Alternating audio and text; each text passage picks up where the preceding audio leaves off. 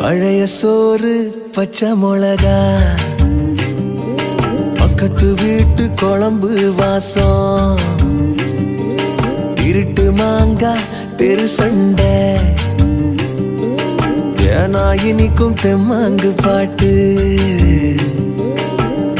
ஆட்டு குளியல் புடிச்ச சினிமா, சரக்கு அடிச்ச போத மயக்கம், ரயிலு பயணம் ராத்திரி காத்து, ரம்மியமான ரகசிய நினப்பு, அடையெல்லாம் ஒரு சோகம்தான், அடி காதல் தனி சோகம்தான், எல்லாம் ஒரு சோகம்தான், அடி காதல் தனி சோகம்தான்.